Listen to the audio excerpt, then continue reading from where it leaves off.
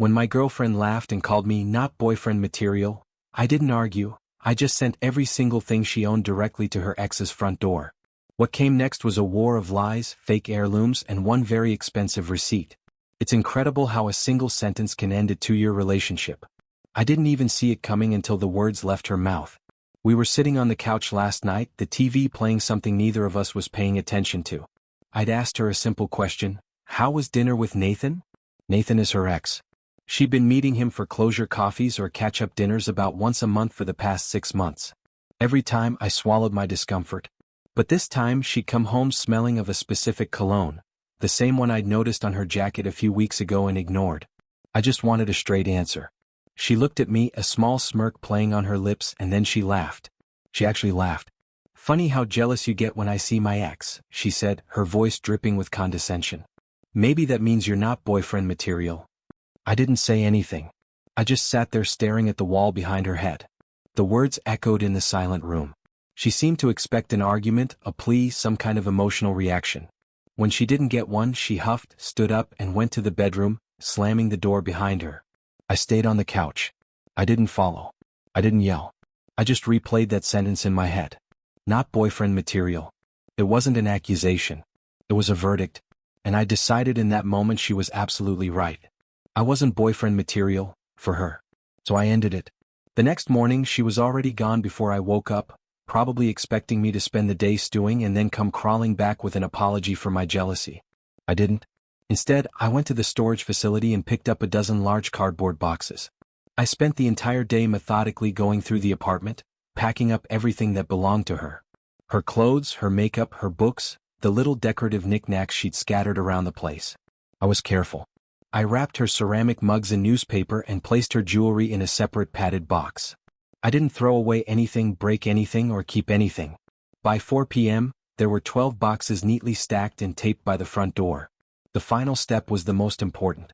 I'd found Nathan's address easily from an old Christmas card she'd left in a drawer. I paid for an online delivery service. It cost me $227.50 for premium same-day shipping. The confirmation email arrived at 4:15 p.m. with tracking number 8814B7992C. I printed the receipt and left it on the now empty coffee table. I sent every single one of her belongings directly to her ex's front door. Then I ordered a pizza and waited. The first call came at 7:03 p.m. It was her.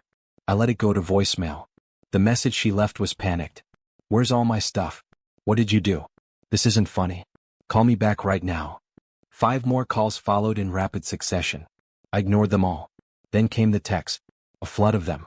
Starting with confusion, then escalating to anger, then degenerating into threats. I read them without responding. It felt like watching a storm from behind a thick pane of glass. The real fireworks started the next day. A call from an unknown number.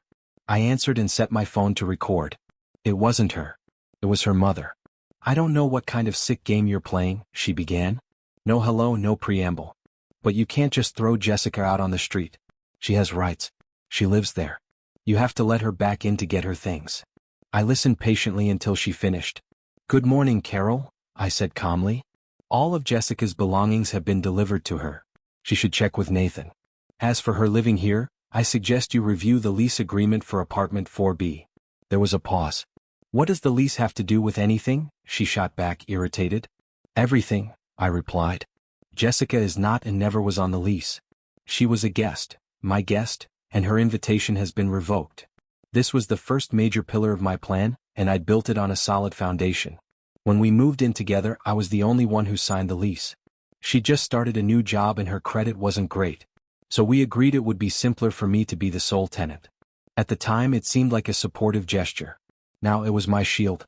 The guest clause, section 7C, was crystal clear. Occupancy by any single guest is limited to a period not exceeding 14 consecutive days without prior written consent of the landlord. Long-term guests must be formally added to the lease agreement. She'd been a guest for 2 years and I'd never requested that consent. My landlord, Mr. Patterson, was very strict about rules. He was old school, the kind of property manager who documented everything. Carol sputtered on the other end of the line. "This is ridiculous.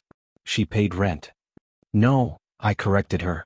"She transferred money to my account every month to help with expenses. All rent and utility payments came exclusively from my bank account.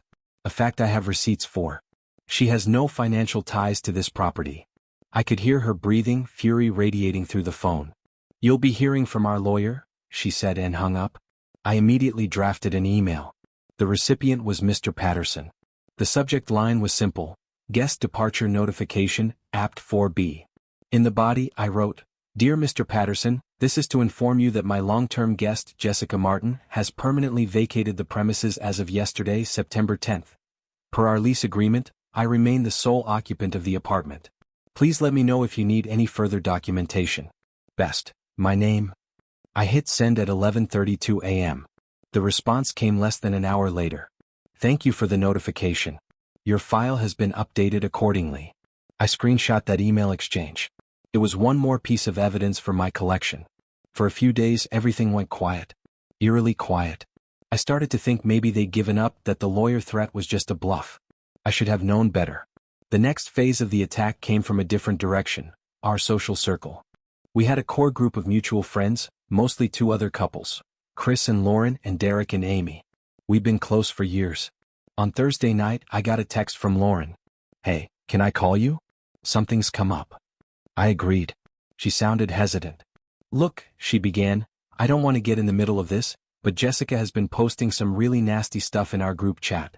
She's telling everyone you had a psychotic episode, that you screamed at her and kicked her out with nothing but the clothes on her back because you're a jealous, controlling monster." I felt a cold knot form in my stomach. It wasn't enough for her to be rid of me. She had to destroy my reputation too. "Lauren, do you believe her?" I asked. There was a pause. "Honestly, it doesn't sound like you, but she's being very convincing. She's saying you were tracking her phone and that you threatened her." This was the smear campaign. I'd expected it, but hearing the details made it real. "Could you send me screenshots of what she's saying?" I asked. Lauren hesitated for a second, then agreed. A minute later my phone buzzed. It was 5 screenshots from their WhatsApp group, the gang. I read through all of them. It was a masterclass in manipulation. Jessica's messages were peppered with crying emojis and dramatic statements. "I'm just so scared. He seemed like a different person. He screamed at me for hours. I was terrified. He probably burned all my stuff. All my family photos are gone forever." Derek and Amy were eating it up, sending supportive messages. Chris was quieter, mostly just reacting with emojis. The most damning lie was the one about screaming. My entire response had been based on the fact that I'd said nothing. I knew denial wouldn't work. It would just be my word against her dramatic performance. I needed irrefutable proof.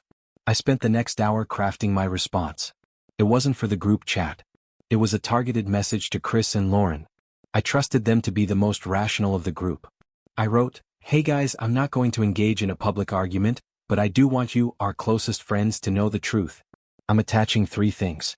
One is a screenshot of a text from Jessica last month where she admitted to lying about who she was with, saying she was with Lauren when she was actually with Nathan. 2, a screenshot of the carrier receipt showing I paid over $200 to have all 12 boxes of her belongings safely and professionally delivered to Nathan's front door. 3, the last message she sent me before I decided to end things. The third attachment was the key. I'd saved it. After one of her earlier closure dinners with Nathan, I texted her, "Hope you had fun. I'm finding this whole thing kind of weird. Can we talk later?" Her response had been dismissive. "Stop being so insecure. It's not attractive. We're just friends. If you can't handle that, that's your problem." I placed that text right next to a screenshot of her message in the group chat where she claimed I was a controlling psychopath. The contrast was stark. I finished my message to Chris and Lauren with one sentence. I never screamed. I never threatened her. And I never threw her stuff out. I simply took her at her word that I wasn't boyfriend material and sent her and her belongings to the person she clearly preferred spending her time with. I sent the message and turned off my phone to sleep. The next morning I got a response from Chris. "Wow. Just wow. We had no idea. Lauren and I are so sorry we even questioned you. This is insane. We're staying out of it, but know we're on your side." Amy and Derek never reached out. The friend group was fractured just like that. Jessica had overplayed her hand, assuming I would just sit there and take the abuse. She didn't realize I'd been documenting everything. The consequence of her smear campaign was that she lost the only friends who might have sided with her without question. She'd isolated herself with her own lies. A week passed. The apartment was clean and quiet, and I finally felt like it was my own space again. I rearranged the furniture, bought a new rug, and got rid of the lavender-scented candles she loved and I'd always hated. It was peaceful. I started to believe the drama was finally over. Then came the third escalation, and this one was the boldest of all. It was a Tuesday afternoon. I was working from home when a number I didn't recognize vibrated on my phone. It was Carol, her mother, again. This time her tone wasn't angry. It was dripping with fake sweetness. "Hello," she said, her voice syrupy. "Listen, I know things have been tense, but we have a real problem." Jessica realized that in the rush of everything, a very important family heirloom was left behind. It's her great-grandmother's pearl necklace. It's been in our family for generations. It's absolutely priceless, both sentimentally and financially. I stayed silent, letting her talk. "She's absolutely devastated," Carol continued, her voice catching with fake emotion. "She thinks it might have fallen behind the dresser in the bedroom. We wouldn't bother you, but it's just so important. Could we please schedule a time for her to come over, with me of course, just for 5 minutes to look for it?" My blood ran cold. It was a Trojan horse. There was no necklace. This was a calculated attempt to regain access to the apartment. Once inside, she could refuse to leave, claim possession, and start a whole new nightmare of legal battles. They were trying to trick me, weaponizing sentimentality. I knew I couldn't just say no. That would make me look irrational, like I was being cruel. I had to prove they were lying. "That sounds serious," I said, my voice carefully neutral. "Let me check. I have a security camera in the living room pointed at the front door. I installed it a few months ago after a package theft. It records on a loop. Let me review the footage from the day she left. If she wasn't wearing it when she walked out that morning, then it should still be in the apartment somewhere. I'll call you back in an hour." The silence on the other end was deafening. I could practically hear the gears turning in Carol's head as she realized her plan was about to blow up in her face. "Oh," she said, her voice suddenly small. "A camera. I see. Yes, You check the footage and let us know." I hung up before she could respond. I immediately went to my laptop and opened the security footage file. The camera was a simple Wisecam. Nothing fancy, but it recorded clear timestamped video. I found the footage from the morning she left, the day I packed her things. Timestamp, 8:12 a.m. The front door opens and Jessica walks out dressed for work. She pauses in the doorway to check her purse. And there, clear as day against her black blouse, was the pearl necklace. It wasn't some tiny insignificant piece of jewelry. It was a statement piece, one she wore to big events. She was wearing it as she walked out of my life forever.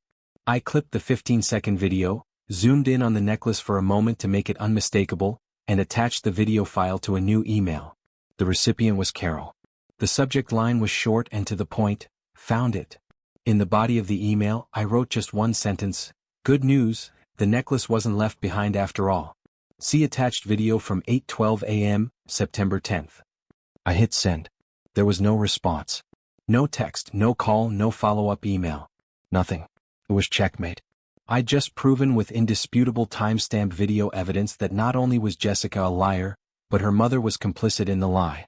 They tried to run a calculated, manipulative game to violate my home and my boundaries, and they got caught red-handed. The humiliation must have been absolute. There was no way to spin it. No way to claim I was the villain. I'd simply presented the truth, calmly and methodically. The consequences of that last move were total silence from their end. But the story had one final unexpected chapter. About a month after the necklace incident, I received a message from a number I didn't recognize. "Hey, this is Nathan.